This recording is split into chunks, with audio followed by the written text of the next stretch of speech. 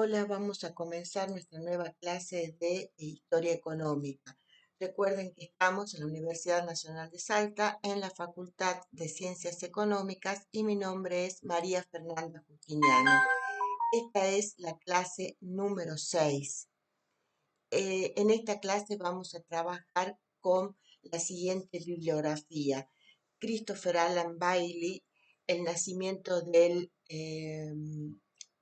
sistema mundo moderno, del mundo moderno sería el nacimiento del mundo moderno, 1780-1914, conexiones globales y comparaciones.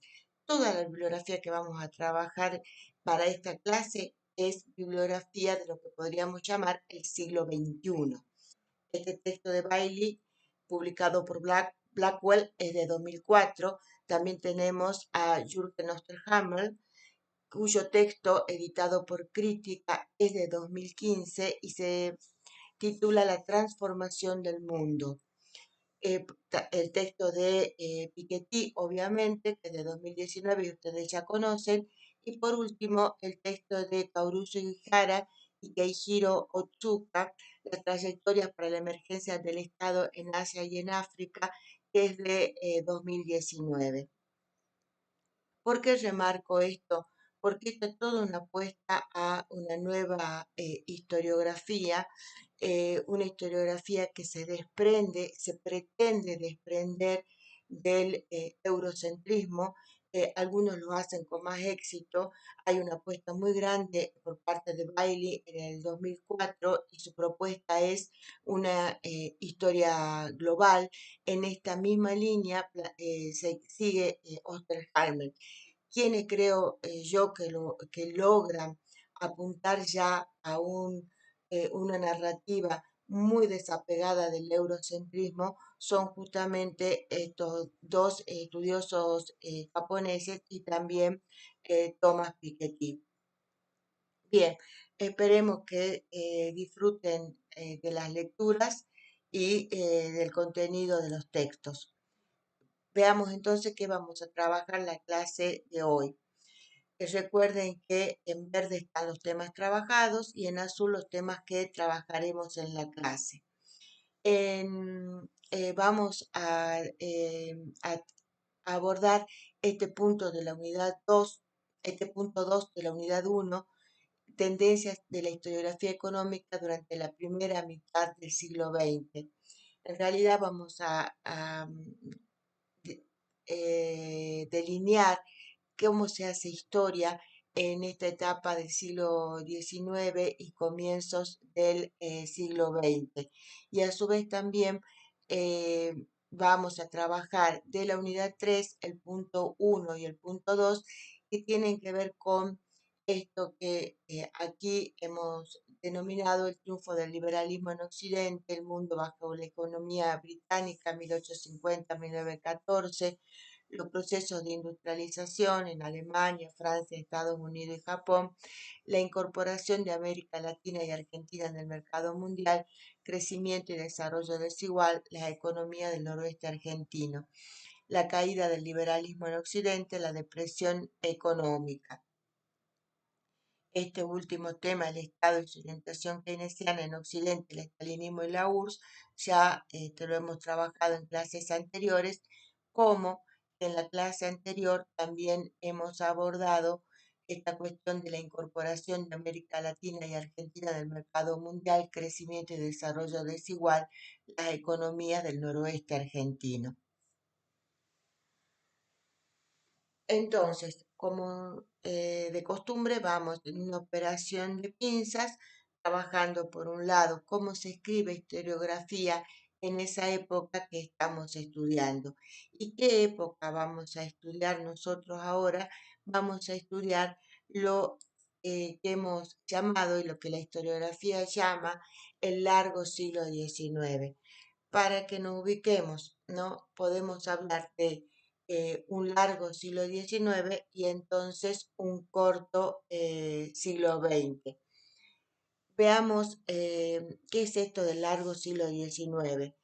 El largo siglo XIX es una conceptualización historiográfica, ¿no? Nos desprendemos obviamente, en la historia siempre nos desprendemos de los siglos convencionales, ¿no? En este largo siglo XX, los historiadores se han planteado que se pueden comprender procesos con una unidad de sentido que hacen que ese largo siglo XIX tenga entonces un significado dentro de la historia. Esta periodización va a surgir como una alternativa a la periodización tradicional. Muchos autores van a considerar que los grandes cambios económicos, sociales, políticos y culturales que marcan este mundo de transición de lo moderno a lo contemporáneo no se ajustan a los límites cronológicos del siglo XIX. Y entonces van en una búsqueda de lograr una periodización que logre acaparar toda esa unidad de sentido de estos profundos cambios. Cuando decimos profundos cambios, ¿a qué nos estamos refiriendo? Nos estamos refiriendo, por ejemplo, en términos clásicos, a la revolución industrial inglesa y a la consolidación del capitalismo industrial que llamaron algunos, al surgimiento y expansión de ideologías como el liberalismo y el nacionalismo, a las revoluciones burguesas y a la expansión del parlamentarismo como forma de organización de las monarquías, sobre todo las monarquías europeas, a la formación de los estados-nación, ¿no? Que va a ser una nueva forma de convivencia política que se va a afirmar en este largo siglo XIX, que hoy nos parece natural, pero que es realmente nueva, y también a la expansión de determinados países, como por ejemplo países europeos, por ejemplo Alemania, Francia, Italia, países en los Estados Unidos en América o el caso de Japón en Asia, que van a expandirse fuera de sus fronteras, ¿no? Y este movimiento de colonialismo lo vamos a llamar imperialismo. Y también vamos a ver que como respuesta a a esta industrialización, van a desarrollarse en diferentes lados los movimientos obreros y van a emerger propuestas de acción política concretas como pueden ser el socialismo, el anarquismo. Fíjense que todos estos procesos que les acabo de plantear son procesos que eh, se pueden mirar en Europa. De ahí que y forman parte de la narrativa eurocéntrica. Miremos ahora los autores que van a participar de esta propuesta del siglo XIX, del largo siglo XIX. Tenemos autores como que empiezan a proponer esto como Hobsbawm, como Thompson, el Bailey, de quienes te lo presentamos en la bibliografía, Oscar Harmer, Antonio Canino, que se plantea un largo siglo XIX latinoamericano. Antes de estos autores, quienes están proponiendo también un cambio de perspectiva, podemos decir que Brodel, Wallenstein, Giovanni Arrighi.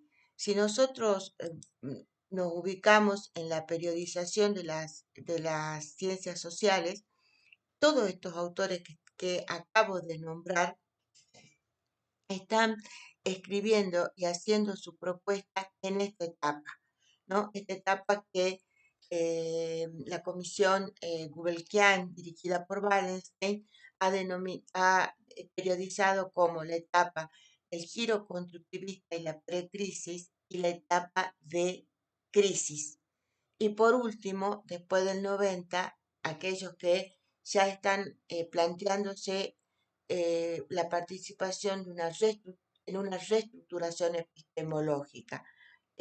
Entonces, vuelvo de nuevo a la diapositiva anterior. Estos autores, Hobsbawm, Thompson, son autores de la crisis y la precrisis. En cambio, Bailey y Osterhammer y Anino son autores que intentan ya avanzar en la reestructuración epistemológica. Por eso esta gente va a estar embebida ya totalmente de una pretensión eurocéntrica y también están embebidos de un planteo que para dar respuesta a esa pretensión eurocéntrica es necesario el análisis global. Lo van a lograr más o menos en la mitad del camino, pero van a ser importantes sus intentos. ¿Estos autores están trabajando en la innovación total de la historiografía? No.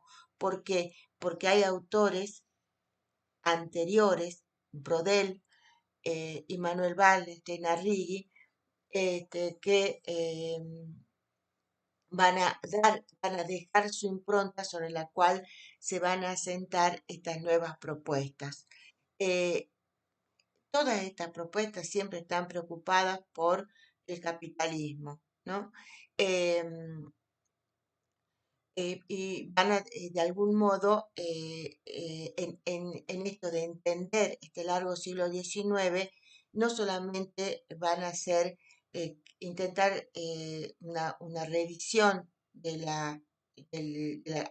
al relato eurocéntrico mediante con aportes de una historia global, sino que también sí van a lograr algo importante, que es romper el relato en esta división tripartita o cuatripartita de la historia. ¿Por qué digo tripartita o cuatripartita de la historia?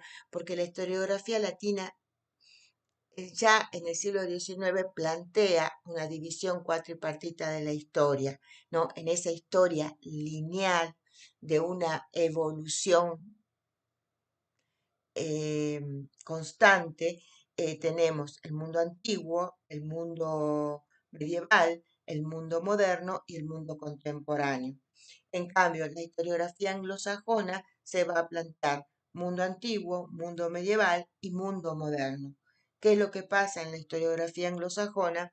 Que se separan ya a comienzos del siglo XX lo que va a ser lo que ellos llaman el mundo moderno de temprano y el mundo moderno tardío. El mundo moderno temprano se corresponde con lo que en la historiografía latina es la edad moderna y el mundo moderno tardío se corresponde con este largo siglo XIX que nosotros estamos acá tratando de conocer. Bien, ubicados entonces en el siglo XIX, ahora avancemos entonces a tratar de definirlo. Bueno, en primer lugar tenemos que decir que es un periodo clave en el desarrollo y en la expansión y la consolidación del capitalismo. Se forman entonces los estados nacionales modernos, se consolida el sistema capitalista. No tenemos precisiones en cuanto a y vamos a ver cómo se discuten, precisiones en cuanto a la periodización, cuándo comienza este siglo XIX y cuándo termina, ¿no? Pero sí hay una idea de compartir esta idea de este largo siglo que va a trascender los llamados límites convencionales para capturar de este modo mejor los procesos de cambio históricos que están asociados al capitalismo y para también poder lograr capturar los matices que hay eh, en, la- en- en los desarrollos de las diferentes partes del globo. Veamos entonces qué nos proponen eh, algunos otros autores e investigadores, pensadores sobre este largo siglo XIX. Tomemos el caso de Polanyi. ¿no? Polanyi para mí es un estudioso particular. Hay gente que escribe y que abre cabezas. Yo creo que Polanyi es de esas personas. Este libro que se llama La Gran Transformación, que es el que voy a citar concretamente, lo escribió en 1944. em, Polanyi tiene que emigrar para poder salvar su vida hacia los Estados Unidos y él va a proponer un periodo que va de 1780 a 1914. Y él dice que en esta etapa se produce una gran transformación porque hay un profundo cambio del sistema económico eh, y social, porque se pasa de una economía que está incrustada en las relaciones sociales, una economía de antiguo régimen, a una sociedad regida por el mecanismo autorregulador del mercado. Acá se fabrica la economía liberal de mercado, podríamos decir, en esta etapa, ¿no? Y esto a mí me parece importante porque Polanyi nos muestra que en este proceso de fabricación, que también coincide a la par con el proceso de fabricación de las ciencias económicas, vamos a ver que se van a producir se va a producir a la par, digamos, ¿no? Por un lado, el afianzamiento de la economía como disciplina científica, la fabricación eh, em, de esta economía liberal de mercado. Y esto que cuando digo fabricación quiere decir que no es una evolución natural de las sociedades, sino un momento definitivo de la humanidad tomando flechas de la historia. Y en este sentido, a mi juicio, Polanyi logra mostrar esto y esto me parece que es una propuesta que abre cabezas. Hay un gran reconocimiento a Polanyi por parte de los historiadores económicos que nosotros después vamos a estudiar. El caso de Piketty, por ejemplo, que en Capital e Ideología está 25 veces escrito el apellido de Polanyi y, y, y- y hay un reconocimiento al planteo cuando Piketty llama a su tercera parte la gran transformación, nada más que en vez de situarla en el largo siglo XIX como lo hace Polanyi, Piketty sitúa la gran transformación en el siglo XX, un siglo XX que para él rompe con la estructura de la desigualdad y comienza en un 28 de junio de 1914, cuando se desatan las fuerzas de la Primera Guerra Mundial, y termina el 11 de septiembre de 2001, cuando las torres gemelas en la ciudad de Manhattan son derrumbadas por dos aviones enviados por grupos terroristas islámicos. Bien, entonces, ¿qué es lo que significa esto de pasar a ser que la sociedad se convierte en una sociedad regida por el automecanismo autorregulador del mercado? Pasa, pasa a plantearse que todo lo que necesita el ser humano comienza a ser conseguido por el mercado. Y entonces cuestiones tan necesarias como la tierra, el trabajo y el dinero se convierten en mercancía, se compran y se venden en el mercado. De este modo, el mercado se convierte en la institución central que administra los recursos. Esto, a su vez, va a estar facilitado en el siglo XIX. ¿Por qué? Porque el patrón oro va a permitir la expansión del capitalismo, la expansión del libre comercio, la expansión de la economía de mercado. Polanyi también reconoce que eh, em, estos movimientos van a tener también contramovimientos como pueden ser el socialismo, el anarquismo. Entonces, mercantilización de la tierra, el trabajo y el dinero. Van a ser mercancías ficticias entonces, pero que van a estar sometidas a la lógica del mercado autorregulado, ¿no? Aunque son mercancías que no están producidas realmente para la venta. Eh, Salimos a vender nuestra fuerza de trabajo para poder subsistir. Esta sociedad de mercado se va a establecer entonces como un sistema económico donde la producción va a estar dirigida por los precios del mercado y se va a depender del mercado para adquirir los medios de vida, ¿no? Eh, Polanyi va a tener otras obras posteriores a la gran transformación donde muchas de estas cuestiones se van a ir profundizando. Entonces, en resumen, para este economista, antropólogo, este largo siglo XIX va a ser la instauración de un orden económico y social sin precedentes que va a estar marcado por la mercantilización de la vida social, por la primacía de este mercado, que se lo entiende como autorregulado, pero obviamente, como dijimos, con movimientos y tendencias.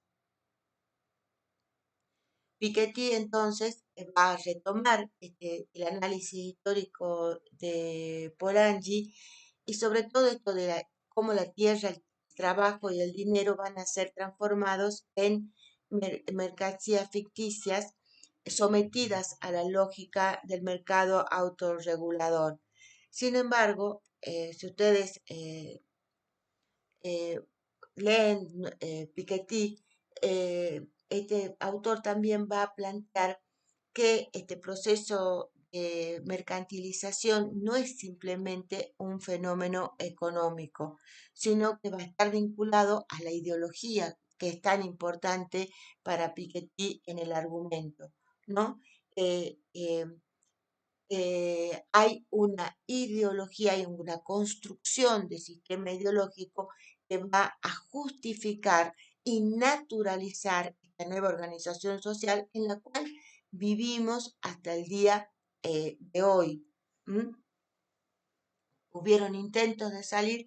Sí, lo hubieron, los estudiamos, como por ejemplo en las sociedades comunistas, pero que fracasaron. Hay otros intentos, sí, podemos decir que hay intentos eh, de, de plantearse un intermedio, como vimos, que es el caso de las sociedades nórdicas, ¿no? O también llamadas las economías coordinadas de mercado por algunos autores. Eh, para esto, como dice Piketty, para que se dé todo esto, como dice Piketty, se tiene que dar, y esto sucede en el siglo XIX, y recuerden acá lo que vimos de cómo se instituye la idea de propiedad privada sobre los territorios que después van a ser nombrados territorios nacionales en Argentina. Esto es una clase que ya también está colgada y la pueden revisar, ¿no? Entonces, en esta etapa se sacraliza la idea de la propiedad privada en este siglo XIX.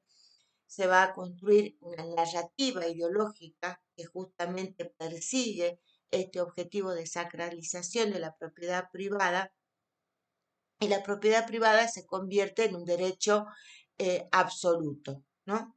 De este modo también, como vimos en el caso concreto de nuestro país, se legitima la mercantilización de las tierras, en este caso de las tierras que le fueron arrebatadas y conquistadas a las poblaciones aborígenes. Solamente de la tierra, no, de la tierra y todo lo que ello conlleva en materia eh, de recursos naturales. También, fíjense, con respecto al trabajo, se cosifica el trabajo, ¿no? El trabajo humano se convierte en una mercancía y esto distingue a los grupos propietaristas de los no propietaristas. Los propietaristas no van a tener que vender su fuerza de trabajo, mientras que los no propietaristas sí para la subsistencia. Se establece de este modo, para Piketty, este capitalismo patrimonial, ¿no? Y fíjense que acá Piketty va a ampliar la idea de la mercantilización del dinero que nos propone Polanyi, porque dice, bueno, se consolida el capitalismo patrimonial basado en la concentración de la riqueza, en la perpetuación de las desigualdades. Eh, eh, Polanyi va a enfatizar en la presencia de estos movimientos de contramovimientos, ¿no? Piketty, en cambio, va a plantear a las ideologías como importantes para eh, poder, la ideología y las luchas sociales como para romper y lograr sociedades más igualitarias. Entonces, en resumen, podemos decir que, y para terminar con esta diapositiva, Piketty va a resaltar que esta gran transformación en el siglo XX no va a ser, la gran transformación se va a dar en el siglo XX y va a tener que ver justamente en romper la estructura de desigualdad que acabamos de describir, cómo se da en el siglo XIX. Bien, veamos entonces otros planteos respecto de el siglo XIX. Acá volvemos al planteo de Piketty. Ustedes ya lo han leído, así que no nos vamos a quedar acá. Vamos a plantear, estos son los aportes de Bailey, ¿no? Bailey plantea que no hay un acuerdo en la periodización, él va a atender a una manera de romper al eurocentrismo, es para Bailey la perspectiva global, es la perspectiva global teniendo en cuenta las relaciones con lo local. Y acá es interesante porque acá va a venir una crítica a los planteos de Bailey en el sentido que él no va a lograr poder establecer esta relación global local para poder dar cuenta de las especificidades en otros espacios que no son los europeos. Obviamente que Bailey tiene, como Wallenstein, tiene los límites que es el conocimiento que hay en la época, pero hay una pretensión muy importante de este historiador británico de plantearse justamente que uno de los caminos para salir del contenimiento eurocéntrico es atender a la relación global local, es atender a la perspectiva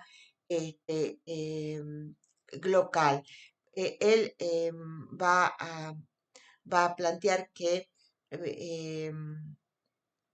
estos movimientos, por ejemplo, van a hibridizarse en los espacios locales, porque movimientos como, por ejemplo, pensemos en el mundo de las ideologías, este liberalismo europeo va a tener unas características en en el mundo, por ejemplo, extraeuropeo, en el mundo latinoamericano, porque al combinarse, al entrar en simbiosis con las características culturales en este caso, por ejemplo, los espacios latinoamericanos, se hibridiza. Entonces tenemos ya no un liberalismo al estilo europeo, sino que hay un liberalismo latinoamericano, podríamos decir un liberalismo argentino. Entonces, bueno, esto se hibridiza, ¿no? Y para él la palabra híbrido emerge como constructo explicativo. Obviamente esto después va a ser muy criticado, no directamente Braille, sino esta postura. ¿Por qué? Porque, bueno, por ejemplo, Paduray te dice, no, eh, lo local canibaliza todo lo que viene, ¿no? También es interesante esta mirada, porque a nosotros nos hacen falta estudios con perspectiva global. La perspectiva global, a mi juicio, no está muy desarrollada en Argentina. Entonces, poder entender y capturar estos idas y vueltas, estos resignificados de todos estos movimientos, tanto globales, su relación con lo local, o ya sea el canibalismo, ya sea la hibridación, pero nos falta estudiar para también poder conocernos nosotros mejor, ¿no? Bien, entonces, Bailey. Para Bailey, entonces, es muy importante atender a, a la expansión imperial de Occidente, expansión imperial en este siglo XIX que se da con un convencimiento civilizatorio, o sea, la civilización está en Europa, hay que civilizar al resto del globo. em, en esta idea darwinista, y este civilizar es imponer las modas, las ideas, los gustos, las religiones, ¿no? Y que a su vez también pasa esto, entra esto en contacto con lo local y bueno, o se hibridiza o se canibaliza. Esto verá cada uno después cuando estudie alguna de estas cuestiones particularmente. Todo este conocimiento científico que vemos que se desarrolla en el siglo XIX, la economía, la antropología, la historia, todo se pone al servicio de este convencimiento civilizatorio. Por este convencimiento civilizatorio se parte y entonces lleva también consigo es el convencimiento civilizatorio europeo, que a su vez va a llevar consigo una idea de racial. ¿Por qué? Porque es justamente los europeos, los blancos, los que cuentan con la civilización y los demás tienen que ser sujetos a y civilizarse. Bailey también le va a dar mucha importancia a las revoluciones, al un gran ciclo de revoluciones, porque acá, por ejemplo, en el caso de Hobsbawm, que hablábamos que uno de quienes ya proponen el largo siglo XIX, cuando él hace esa trilogía de obras que son la era de las revoluciones, la era del capital y la era del imperio. Hobsbawm, por ejemplo, cuando plantea la era de las revoluciones, él plantea una doble revolución, la inglesa y la francesa.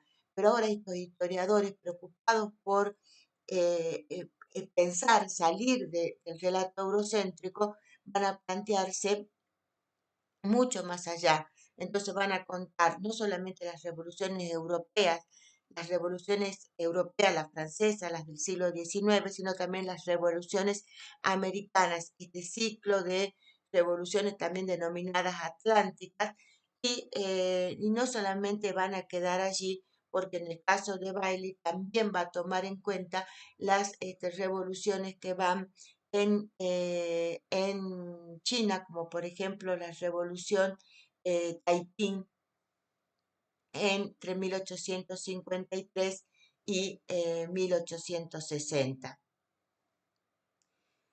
De esta manera, entonces, vamos a ver que eh, este largo siglo XIX, ¿cuándo tendría entonces un inicio? Podríamos decir, bueno, comienza a partir de 1760 con estas múltiples crisis que van a que que no necesariamente, fíjense, van a comenzar en Europa, porque, por ejemplo, si nosotros tomamos el caso de la Revolución Norteamericana, ya comienza la guerra civil norteamericana en el mundo atlántico, en lo que después van a ser los Estados Unidos, y y en 1776 vamos a tener ya la independencia de los Estados Unidos, ¿no?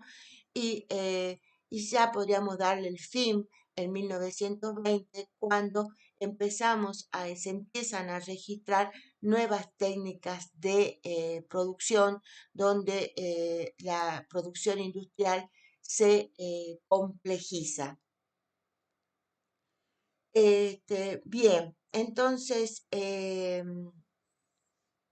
otra característica de esta etapa para poder pensar el cierre es la complejización de la producción industrial a partir de la década del 20, pero también en lo político y lo social podemos pensar en una gran transformación que va a significar la cristalización de una nueva organización política tras la Revolución Rusa, que es la Unión Soviética, ¿no? Que es una reorganización sin precedentes de la política mundial.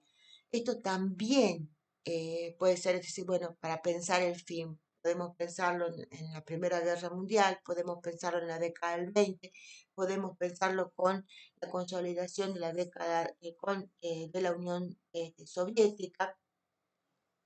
También lo podemos pensar con el fin del liberalismo, ¿no? A partir de la década del 20, el liberalismo, la ideología liberal que se ha expresado en esta economía de mercado, en este impulso por el libre comercio, en este impulso por terminar con regímenes monárquicos, escribir a propuestas ya sea de monarquías parlamentarias o ya sea de repúblicas, donde emerge con fuerza la idea de la idea de la representación, ¿no? Y en este mundo que todavía es un mundo de varones y a la mujer se la considera como parte de la propiedad del varón, vamos a ver que un hombre en estas democracias liberales, un hombre es un voto, ¿no? Y esto va a ser muy interesante porque también rompe con el corporativismo del antiguo régimen, donde un hombre no se concibía aisladamente, se concibía en relación a su clase, al grupo social donde formaba parte. Ahora no, surge con fuerza en esta democracia liberal que se instaura ya y la primera democracia, república democrática moderna, obviamente racista, eh, blanca y protestante, va a ser la de los Estados Unidos. Bien, esta idea del liberalismo, de este liberalismo revolucionario frente al mundo del antiguo régimen, también este liberalismo afianza la idea de la economía de mercado y la idea de que el mercado es el centro del libre comercio y que el mercado es el centro de asignación de recursos, también va a entrar en crisis. ¿Cuándo entra en crisis? Entra en crisis en el siglo XX por ejemplo, en la década del 20 se derrumban, con el avance de los fascismos, se derrumba la idea de la democracia liberal en Italia. En el 30 se va a derrumbar con Hitler, y después ya con el afianzamiento de los totalitarismos con la Unión Soviética, digamos, hay un derrumbe muy, pero muy grande, y va a costar después su restauración. Y en muchas partes no se logra restaurar en la medida que uno quisiera. Bien, entonces, de ahí en más que muchos se plantean entonces como, como fin el comienzo de este largo siglo XX, la década de 1760, y como fin, bueno, podemos decir 1914, 1920. Vamos ahora a este otro historiador, que es Osterhammer. A mí me gustó mucho el texto de Osterhammer. Em, todos estos textos realmente son muy, pero muy interesantes, y yo solamente acá estoy haciendo recortes obviamente con mi nivel de comprensión. Yo les pido que ustedes también lean los textos en la medida de lo posible. Osterhammer está más plantado en terminar entonces entre 1760 y 1920. Él va a plantear, bueno, eh, hay fechas que son netamente europeas, y hay fechas que son netamente, que podemos pensar, eh, que son no europeas, pero que pueden colaborar para pensar esta periodización, ¿no? Entonces dice, bueno, dentro de la europea podemos decir el mundo, desde el mundo de Adam Smith hasta el mundo de Adam Weber. Ay, Dios, no, Max Weber. A ver si lo puedo corregir acá.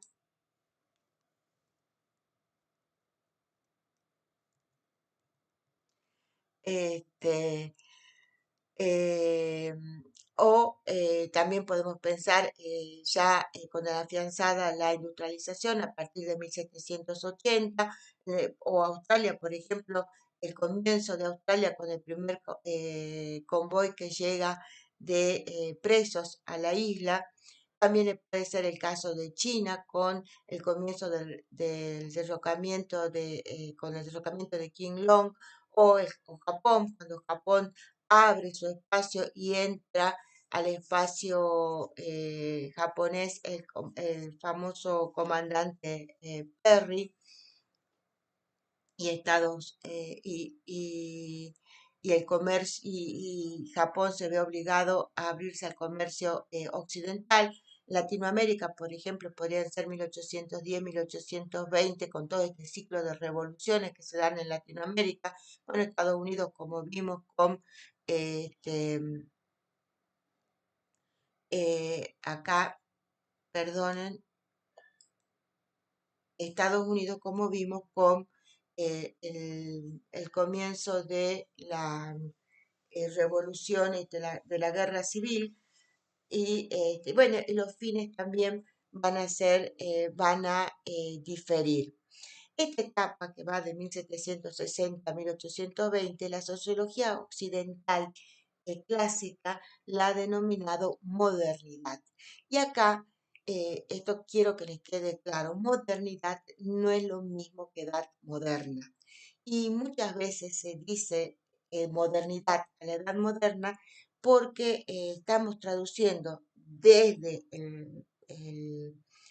los anglosajones, que,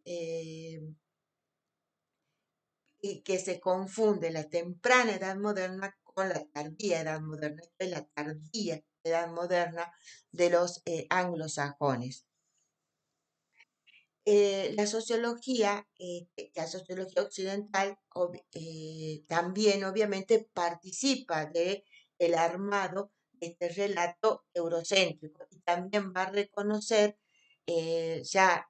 nos salimos entonces, vamos en clave conceptual sociológica, va a reconocer que estos tiempos son tiempos de ingreso, del crecimiento del ingreso per cápita, eh, de una gestión racional de la vida, de la emergencia de la sociedad de clases frente a la sociedad estamental o trifuncional del periodo del antiguo régimen, ampliación de la participación política, regulación del poder político y el trato social con la formación de los estados nacionales y también una etapa em, de desarrollo de una capacidad destructiva del ambiente eh, que para algunas personas no ha tenido precedente, otros dicen que comienza ya el siglo XVI y otros dicen, bueno, que la actual es la etapa de mayor destrucción del ambiente.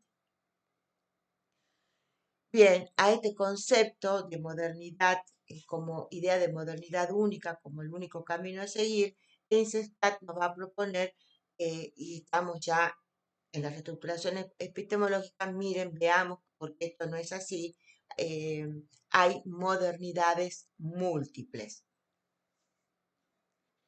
Bien, hay muchos autores que plantean esta cuestión. Nosotros acá nos vamos a plantear la propuesta de Kaoru Sugihara para los términos los términos en relación que a nosotros nos interesa enfocar, que de todos estos cambios que se dan, la formación de los estados-nación, la formación de la democracia liberal, disculpen, voy a cerrar, de todos estos cambios que se dan, nos vamos a plantear el proceso de industrialización, ¿no? Y acá quiero que tomemos algunas cuestiones. Algunas cuestiones las estoy tomando de Osterhalmer y otras cuestiones me voy a trabajar exclusivamente con Sugihara. Y esto van a tener que saber desbrozar porque estamos en cuestiones explicativas diferentes eh, y que quizás van a lograr mayores niveles de comprensión, espero que así sea, en las próximas clases. En este caso, tomemos por ahora esta tabla que tenemos acá para que nosotros pensemos qué hablamos cuando hablamos de actividad industrial y esta actividad industrial va también con otra forma de organización que es el sistema fábrica. No, cuando hablamos de actividad industrial, en este caso, sobre todo refiriéndonos a la actividad industrial en Occidente, nos estamos refiriendo a una etapa de inventos importantes que van a cambiar la forma de organización de la producción, ¿no? Entonces tenemos dentro de estos inventos, estamos en el caso de la máquina de vapor, el taller mecánico, en la siderúrgica, los altos hornos, en la industria armamentística, la dinamita, ¿no? En las comunicaciones, el teléfono, eh, el fonógrafo también, la electricidad y la bombilla incandescente, el automóvil, la bicicleta, todos estos inventos a su vez van a exigir en muchos casos nuevas formas de energía, en muchos casos va a ser el carbón, que en el caso de Inglaterra no va a tener problemas porque lo tiene en su propia isla, pero otros países pero también esto va a exigir, por ejemplo, petróleo. El petróleo no está, el petróleo está en otros espacios en estos momentos y en la forma como el petróleo se explota y hay que salir a conquistar esos espacios, ¿no? Como dice Hobsbawm, estos cambios en la industria van a ser parte de la explicación del imperialismo y obviamente la ideología nacional que va a avanzar en el siglo XIX también es parte de la explicación de los avances del imperialismo, es decir, de la conquista y dominio por parte de europeos, norteamericanos, japoneses, fuera del espacio de sus tradicionales territorios. Bien, esto por un lado. Ahora yo quiero que vamos a este cuadro que tenemos acá, que este cuadro yo lo extraje de eh, el libro de Robert Allen, una breve historia global, una breve historia económica global. Allen es un gran, pero gran historiador económico. La gran frase de Allen a mí me encanta porque Allen dice en un momento, dice, no bastan las cifras en la historia económica, toda, eh, toda cifra tiene que estar respaldada por otras fuentes. Y esto, al estudiar esta etapa, es muchísimo más importante esta gran frase de Robert Allen. Bien, miren este cuadro. Este cuadro es de la distribución industrial mundial. Está basado, y la mayoría de los cuadros que vemos, están basados en una gran investigación de otro gran historiador económico. El artículo lo publica en 1984, está en la web, es Paul Bayreuth. Y quiero que miren esto, porque 1984, ¿no? Ya estamos en la etapa de la reestructuración epistemológica. ¿Qué nos está mostrando Bayreuth?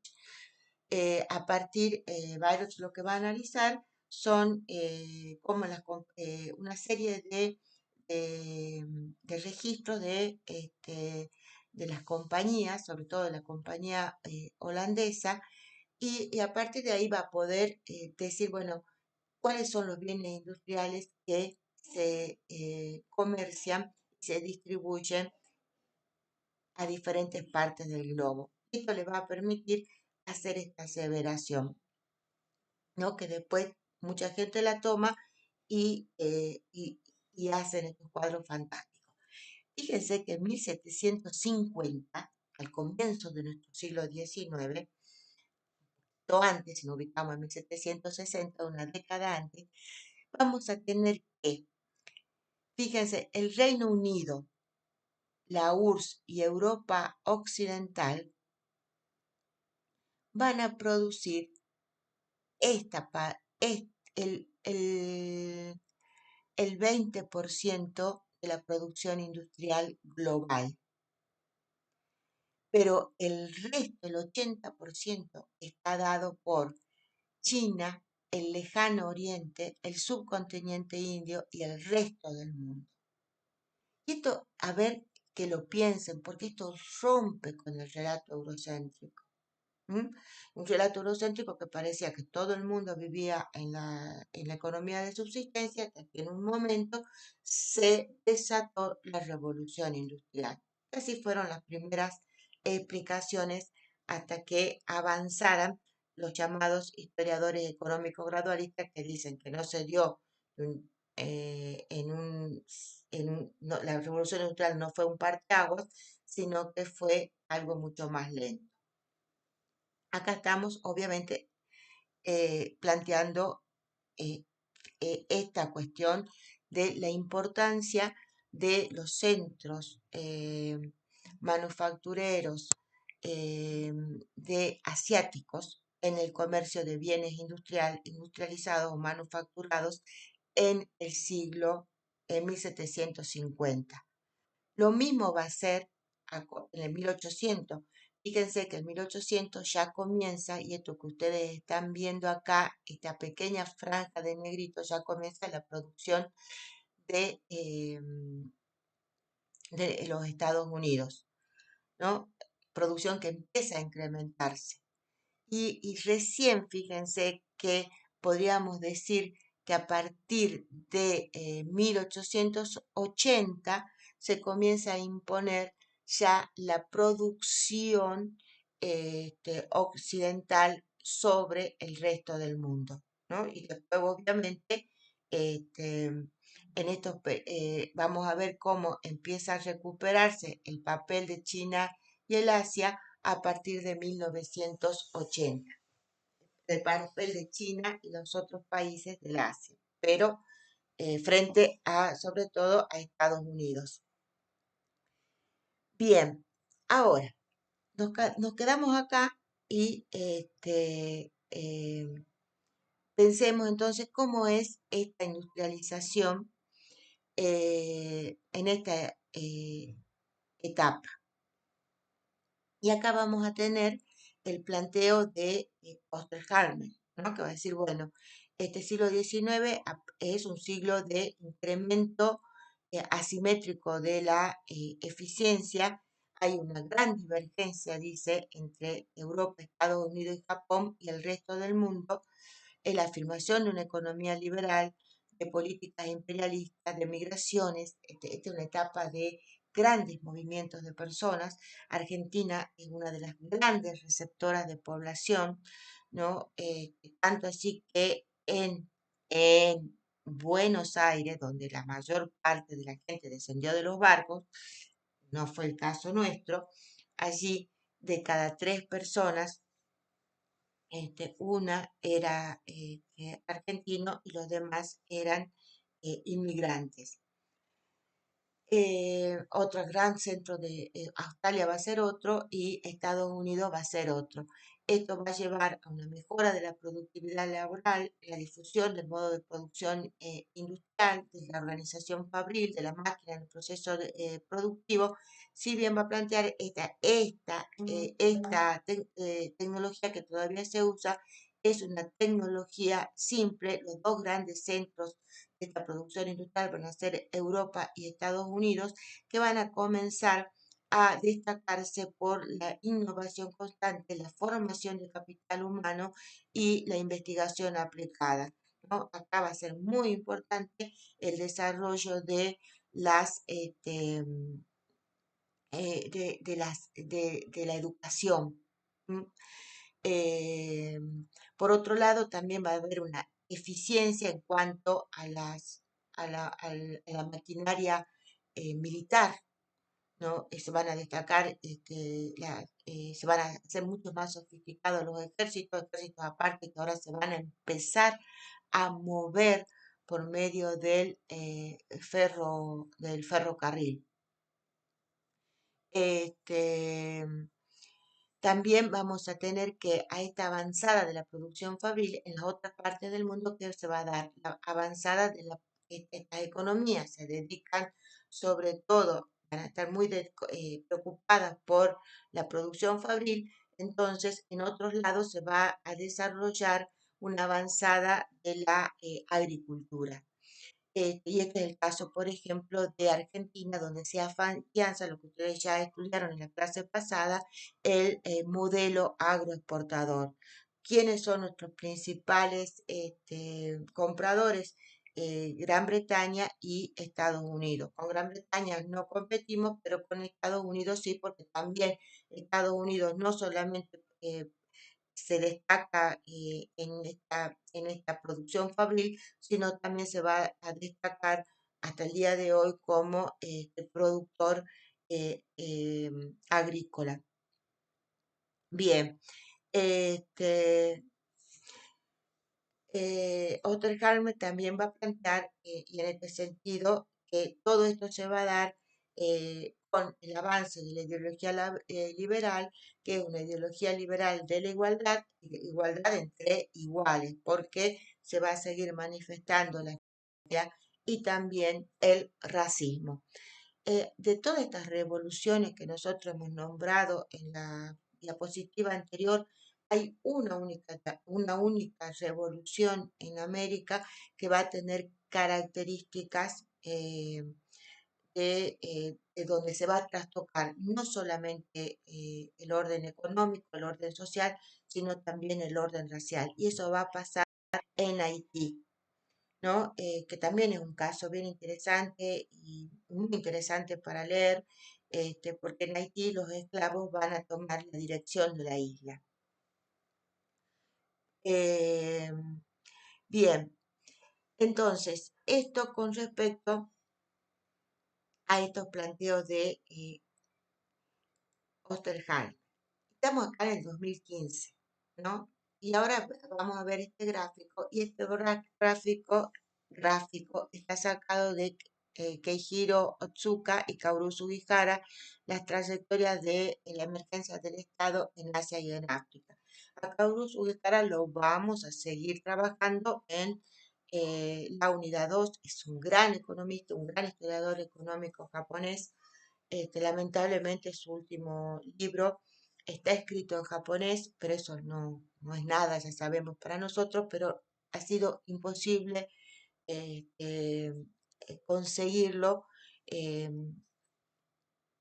y valdría la pena realmente poder leerlo, porque justamente en este libro va a desarrollar el papel de Asia en la historia económica y global. Es un libro de 2020, lo hemos pedido a la embajada japonesa, pero la embajada japonesa nos hizo cri-cri.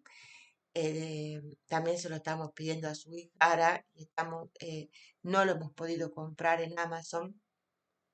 Así que bueno, todas estas cosas nos han pasado concretamente.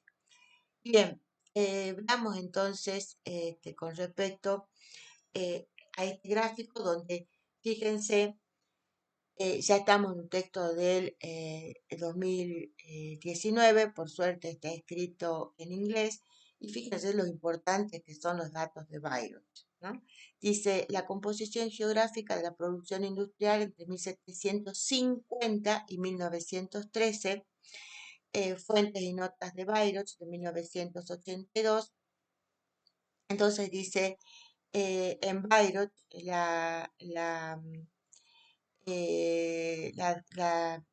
los datos de Japón están incluidos como países desarrollados, ¿no? Pero yo los reclasifico, dice, como países en desarrollo. Bien, veamos el gráfico primero. Acá tenemos la temporalidad, y acá tenemos la composición geográfica de la industria, y de nuevo, obviamente, el planteo de también lo que veíamos en el gráfico de Allen, ¿no? Entre 1750 y 1830 recién comienza a despegarse con fuerza la producción industrial de Europa continental y de los Estados Unidos. Mientras tanto, hasta ese periodo son muy importantes lo que es la producción industrial del resto del mundo, de la India, de la China y de Japón. Y esto le va a permitir a Sugihara, basándose en otros autores, él va a delimitar lo que podríamos decir dos dos grandes vías de la industrialización, que plantea aparte que no son las únicas, ¿no? Pero dice, bueno, hay una vía de la industrialización que es occidental y una vía de la industrialización que es asiática. La vía occidental de la industrialización es justamente lo que veíamos en la tabla, ¿no es cierto? Esta vía es la vía seguida por Europa Occidental. Fíjense acá los países, fíjense en el origen, quiénes son los creadores, los países de los cuales han nacido. Esta vía se refiere entonces a los países seguidos por Europa Occidental y posteriormente por Estados Unidos. ¿Por qué se caracteriza esta vía? Se caracteriza por el uso intensivo del capital, ¿m? Y por la mecanización y el uso de la energía fósil, ¿no? Esta vía, dice, bueno, Sugihara, va a depender de los recursos naturales como el carbón para impulsar la industrialización. También va a hacer énfasis en la industria pesada, en la producción en masa a través del sistema de los sistemas fábricas, la acumulación de capital mediante la expropiación de tierra para la creación de un proletariado de origen sobre todo rural. Por eso dice hay una vía campesina en este caso, ¿no? Y por otro lado, para obtener la energía fósil muchas veces va a ser característica, va a ir acompañada esta vía occidental de industrialización por una expansión colonial que a su vez no solamente va a permitir lograr obtener estos recursos, sino también abrir esas sociedades para mercados de exportación. Frente a esta vía occidental, vamos ahora a la otra diapositiva, nos dice, bueno, hay una vía oriental de industrialización y que se van a desarrollar paralelamente. ¿M? Inclusive ya la asiática eh, eh, antecede en su desarrollo. ¿Y qué va a seguir esta vía oriental? Son las regidas la seguida por China, por Japón, por parte del sudeste asiático, y que está basada no ya por el uso intensivo del capital, sino por el uso intensivo de la mano de obra, ¿no? Y basado por producción artesanal y doméstica, no por producción en masa.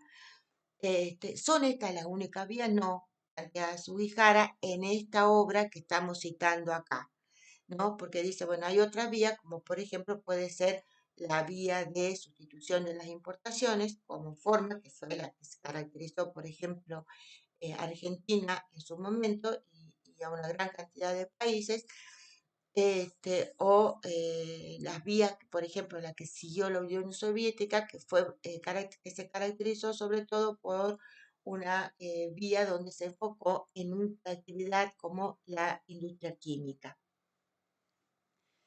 Este, ¿qué plantean qué características tiene la vía oriental de industrialización?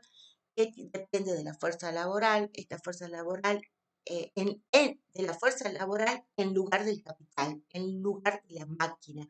¿No? Esta fuerza laboral es abundante, es barata, se aboca sobre todo a la industria ligera, se orienta a la exportación, y acá es característico de esto la industria textil, se integra y está integrada, y es otra de las características, no es a la integración a grandes redes comerciales, que son las redes intraasiáticas, que a su vez conectan con el mercado global, ¿no? Este, va a ir acompañada porque va a necesitar una base agrícola sólida y descentralizada de la producción industrial.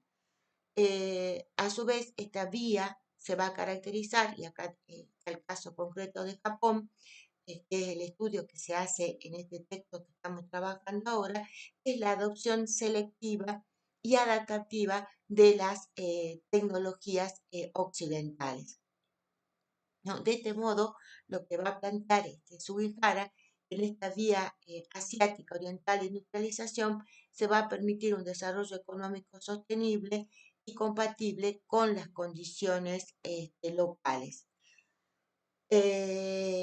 Y con esto, fíjense, se rompe mucho más en la narrativa eurocéntrica. Una narrativa eurocéntrica que tuvo también diversos estadios. ¿Por qué? Porque en esta narrativa eurocéntrica, si nosotros tomamos la periodización, vamos a ver que en esta etapa, la primera etapa formativa, va a entender, inclusive en esta etapa, va a ser Arnold Toynbee que va a acuñar el concepto de revolución industrial dentro de la historiografía, ¿no? Porque ya lo están usando algunos revolucionarios, activistas sociales que y activistas políticos que van a estar planteando cómo está y denunciando cómo la industrialización está socavando las formas de vida de las personas. Y entonces Tommy va a utilizar este concepto diciendo, bueno, esto ha sido una revolución. Tommy toma este concepto y lo acuña a la historiografía. En este momento, en esta etapa formativa, donde la historiografía sobre todo se dedica a la historia política, no tanto a la historia económica. Pero en esta etapa formativa y en esta segunda etapa de consolidación y expansión, vamos a ver que hay una idea muy concreta de que la revolución industrial es un gran parteaguas de la historia de la humanidad. Si ustedes leen textos de esta época van a decir, hay dos grandes parteaguas, una es la revolución neolítica, cuando los hombres pasan a vivir de modo sedentario, y otra es la revolución industrial. Y concretamente siempre se están refiriendo a la revolución industrial inglesa y a un take-off que se va a producir entre 1760 y 1780, cuando se liberan estas fuerzas productivas. Bien, esta es la narrativa. Esta narrativa va a continuar, muchos todavía hoy la siguen planteando, eh, y hay grandes historiadores económicos que todavía la siguen planteando, pero va a entrar como vimos hace un rato, eh, en una, en un cuestionamiento a partir de los 60 y los 70, ¿no? Entonces, por un lado están estos aportes de Hobsbawm en cuanto de Brodel a pensar ya en clave global, pero los grandes cuestionamientos cuando dicen, bueno, no, hay otras cosas en otras partes del mundo. Bueno, tenemos el caso ya en la reestructuración epistemológica de estos autores que hemos hablado, y finalmente este caso de lo que nos está planteando Kaoru Sugihara. Hay que leer esta literatura asiática, es muy importante porque aparte nos permite entender por qué, cuando vemos y leemos los PBI o los IDH de determinadas regiones asiáticas, esto no tiene que ver con una parte con un despertar inmediato que fue allá en la década del 70 y 80, sino que tiene que ver con toda esta trayectoria anterior de formas de productividad que todavía siguen vigentes, ¿no? Si nosotros pensamos hoy en día, por ejemplo, que ante el avance de la revolución que ha sido la inteligencia artificial en Bangladesh, por ejemplo, son miles de personas, miles de jóvenes trabajan en centros conectados a Internet para decirle a la inteligencia artificial qué tipo de imagen se trata. ¿M? Fíjense, este, bien, volviendo al libro que acá estamos, de Kaoru Sugihara y de Otsuka Keihiro, que tiene a varios autores. Acá también vamos a encontrarnos con estos gráficos, ¿no? Que justamente van a aportar eh, en este planteo de Sugihara. ¿No? Este primer gráfico, ¿no? Que habla sobre el comercio, y vamos a ver, va a incluir cómo se relacionan el comercio en estas intrarregional en estas etapas, y el tamaño de la figura tiene que ver con el peso de la región en el comercio global. Así que en 1840 el gran peso del comercio mundial lo tiene Asia, con un volumen que va entre 42 y 278, perdón, millones de libras. En menor medida Europa. Asia sobre todo se va a relacionar con Europa. ya también vamos a hacer algunos aportes en unidades posteriores. Y Europa se relaciona con África, con Australia, con Latinoamérica, que se relaciona, comercia con Norteamérica, que acaba de tener importancia, empieza a tomar importancia. De todas las regiones es la que mayor aporta en millones de libras al comercio global y Estados Unidos también comercia con Latinoamérica. En 1910, el papel de Europa, ¿no? Y ahí sí vemos entonces la gran divergencia que se produce entre Europa y el resto del mundo. ¿M? Y esto lo podemos ver en 1910. Este, por ejemplo, Asia ya, Europa casi triplica el volumen del comercio asiático, Europa se relaciona con las diferentes partes del mundo, Asia también lo hace, pero ya en menor medida. Es unida y vuelta con Norteamérica, es unida con África, es un vuelta con Australia y hay un entrecruzamiento acá con Latinoamérica. Bien, con esto hemos tratado entonces de demostrarles a ustedes lo complejo que es este largo siglo XIX, lo complicado que es asirlo, porque yo lo que he tratado de mostrarles a ustedes es cómo esta historiografía de la reestructuración epistemológica va planteando nuevos aportes que nos permiten mirar con mucha mayor complejidad y desarticula el relato lineal, pero que no nos podemos quedar con, con los autores tradicionales, que tenemos que recurrir también a los autores y en este caso a economistas e historiadores económicos de Asia que están dándonos una idea y que aparte no solamente nos permiten comprender el siglo XIX, sino que también estamos comprendiendo nuestro mundo actual. ¿M? Porque mucho de lo que hablamos también hoy nos puede ayudar a entender qué es lo que pasa hoy. Bien, espero que hayan disfrutado la clase, eh, que yo me haya podido dar a entender. Espero que los motive esto a mayores lecturas. Recuerden que no solamente estamos leyendo historiadores, Cauruso y Ujara es un importante economista. Bien, muchas gracias y nos vemos en la clase presencial.